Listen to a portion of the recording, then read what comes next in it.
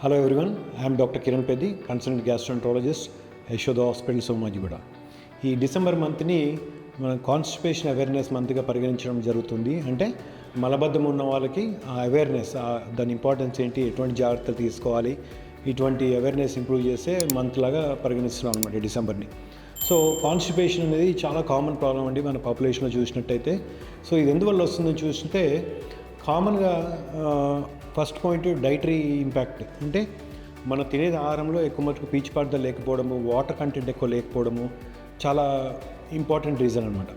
ఇదే కాకుండా కొంతమందికి ఫిజికల్ యాక్టివిటీ ఏమి ఉండకుండా సెడెంటరీ లైఫ్ స్టైల్ ఉన్న వాళ్ళ కూడా మనం కాన్స్టిపేషన్ అనేది చాలా ఎక్కువగా చూస్తుంటాం.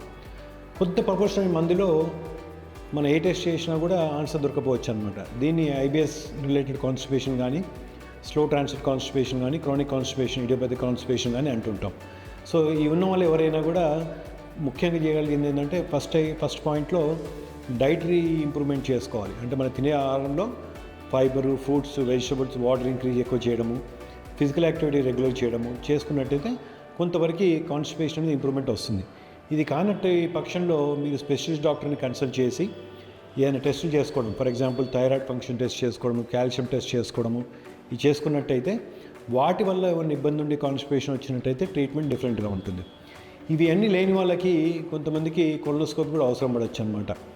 ముఖ్యంగా కాన్స్టిపేషన్ ఈ మధ్య కాలంలో మొదలయ్యి ఇంటెస్టైన్లో మోషన్ బ్లాక్ అయినట్టుగా సెన్సేషన్ ఉండి బ్లీడింగ్ అవుతున్నట్టుంటే కొలనోస్కోపీ అనేది కంపల్సరీ చేసుకునే ప్రక్రియ. కొలనోస్కోపీ గురించి వరీ కాకుండా చేసుకోవాలండి. ఎందుకంటే ఇవాళ రేపట్లో మనం కొలనోస్కోపీ అనేది చాలా పెయిన్లెస్ ప్రొసీజర్ అయిపోయింది. అనెస్థీషియా ఇచ్చి చేస్తాము, 10 మినిట్స్లో అట్లా అయిపోతుంది అనమాట. సో కంఫర్టబుల్ ఎక్స్పీరియన్స్ ఉంటుంది, నాట్ ఏ ప్రాబ్లం. కానీ మనం ఏ క్యాన్సర్ వల్లనో, ఏ పాలిప్ వల్లనో కాన్స్టిపేషన్ ఈ మధ్య మొదలయ్యి దానివల్ల సిమ్టమ్స్ డెవలప్ అయినట్టయితే మన కొలనోస్కోపీ చేయని పక్షంలో ఆ డయాగ్నోసిస్ మిస్ అయ్యి ట్రీట్మెంట్ అంతా రాంగ్ ట్రీట్మెంట్లోకి వెళ్ళిపోతాం అనమాట.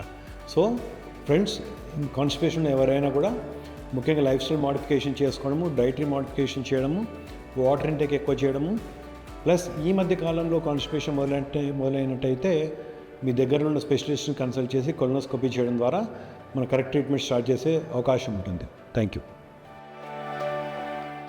Like, comment, and subscribe for more health updates.